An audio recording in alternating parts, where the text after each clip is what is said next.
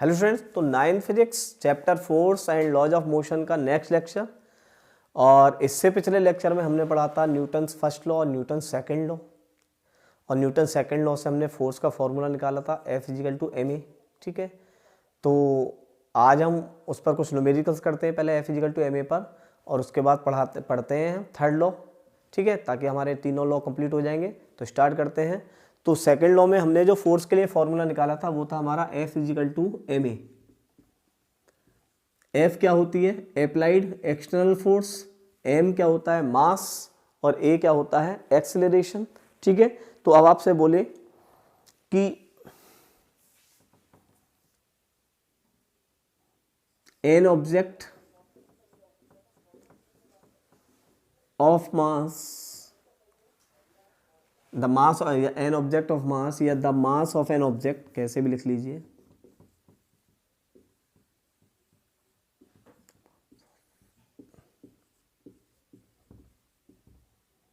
To kg and its acceleration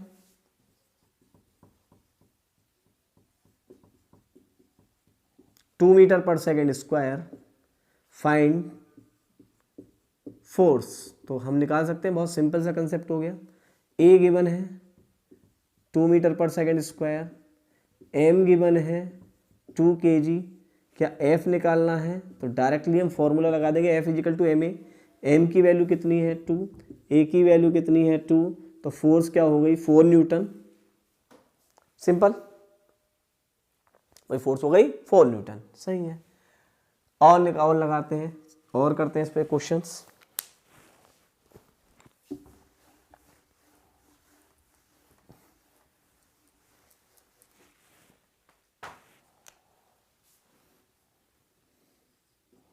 A car starts from rest and gets velocity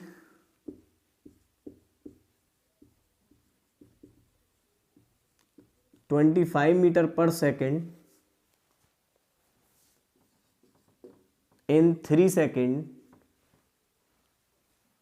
find force. ठीक है, external force पूछ लिया आपसे कि कितनी फोर्स लगाई होगी। तो देखिए, हमें क्या पता है, एक कार स्टार्ट फ्रॉम रेस्ट, तो इसका मतलब U=0 है। कितनी वेलोसिटी हो गई? 25, तो V हो गया 25। T हो गया आपका 3 सेकेंड। और मास और निकालने हम कार का मास। ठीक है, find force if mass of car equals to 1000 kg। ठीक है, तो m की वैल्यू भी मिल गई हमें, कितनी? 1000 kg। सही है। तो क्या हम f निकाल सकते हैं? हाँ, f निकाल सकते हैं। F= क्या ma होता है, या F= हम m v - u/t भी लिख सकते हैं। तो 1000, v कितना है हमारा? 25 - 0/3, यही है ना। ठीक है, तो इसको लिख सकते हैं 1000 × 25/3, तो 25/3। This is the force Newton. हम इसे सोल्व कर ले, डिवाइड कर सकते हैं आप यहाँ से, तो ये फोर्स निकल जाएगी आपकी। तो सिंपल है, क्वेश्चंस को आपको बस केवल क्या करना है, न्यूमेरिकल्स में कुछ नहीं होता भाई। न्यूमेरिकल्स में आप हमेशा देख लीजिए कि गिवन वैल्यू क्या है, फाइंड क्या करना है। कोई वैल्यू ऐसी तो नहीं है जिससे हमें कन्वर्ट करना हो, ऐसा नहीं हो कि मतलब अलग अलग यूनिट दे रखी है उसकी, तो हमें सेम यूनिट करनी होती है कभी न्यूमेरिकल सोल्व करने के लिए। तो बस यही कंसेप्ट ध्यान रखना है, न्यूमेरिकल के लिए तो आपको।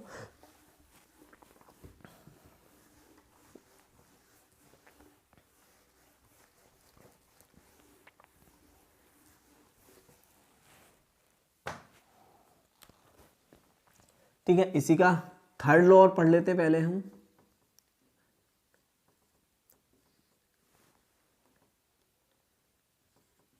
Third law, Newton third law में क्या कहा था?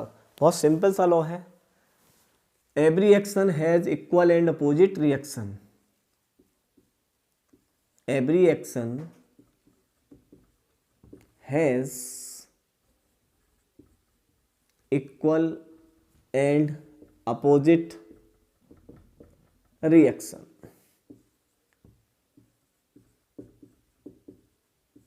ठीक है, every action has equal and opposite reaction. Suppose करो ये कोई बॉल हो और ये कोई बॉल हो, ये ए है, ये बी है, ये ऐसे आ रही है, ये ऐसे आ रही है, तो क्या इनमें कोलाइड हो जाएगा? कोलाइड समझ रहे हो, क्या ये टकराएंगे? जब ये टकराएंगे तो इनमें फोर्स लगेगी।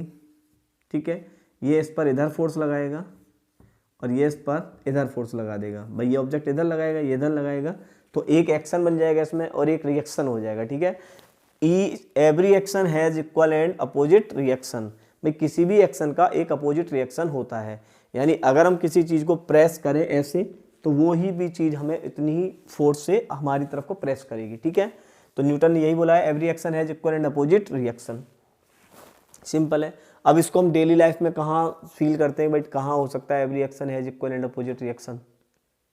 आ रहे समझ में? भाई every action has equal and opposite reaction कहाँ फील होता है डेली लाइफ में? तो हम देखते हैं कि देखा है आपने कि जैसे ही हम जो जंपर होते हैं, हाई जंपर, ठीक है, हाई लॉन्ग जंपर जो होते हैं, वो आते हैं बहुत तेज दौड़ लगाकर, और एक जहाँ से उनको जंप करना होता है वहाँ से उसे प्रेस करते हैं, तो ग्राउंड भी उसको एक्शन देता है। यानी वो करते हैं रिएक्शन, तो ग्राउंड देता है उन्हें रिएक्शन, तभी वो थोड़ा हाई जंप लेकर और लॉन्ग जंप में कवर कर जाते हैं उसको। यही तो होता है इसमें। तो ऐसे है लॉन्ग जंप वाला।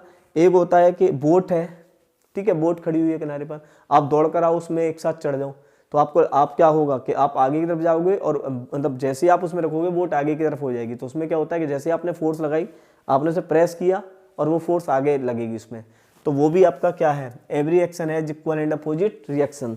तो नंबर ऑफ एग्जाम्पल्स होते हैं इसके हमारे पास। ठीक है भाई, every action has equal and opposite reaction. तो ये है न्यूटन का थर्ड लॉ, बहुत सिंपल सा लॉ है, बेसिक। भाई अगर कोई ऑब्जेक्ट है, फोर्स लगा रहा है एफ ए, तो हम इसको भी लिख सकते हैं force A is equal to minus force B. यही तो होगा भाई। माइनस क्या इंडिकेट कर रहा है? अपोजिट डायरेक्शन में लगाएगा बस। F A equals minus F B is equal to zero, क्योंकि इसमें लगने वाली नेट फोर्स तो जीरो होगी। भाई हम इसे इधर ले आए तो F A plus F B is equal to zero, तो हम इसे लिख सकते हैं F A is equal to minus F B. ठीक है, ये एक्शन है, ये उसका रिएक्शन है। इसमें कोई भी बॉडी एक्शन हो सकती है, तो अपोजिट बॉडी क्या हो सकती है? रिएक्शन। ठीक है, तो ये न्यूटन का थर्ड लॉ है, बहुत सिंपल कंसेप्ट है, थ्योरेटिकल्स है। और इसके बाद हम नए लेक्चर में पढ़ेंगे आपको मोमेंट कंजर्वेशन। ठीक है, कंजर्वेशन पढ़ाना है, और फिर इसमें जो टॉपिक होगा उसको हम पढ़ा देंगे आगे चैप्टर में। तो चैनल के साथ जुड़े रहें और अपनी स्टडी करते रहें। All the best.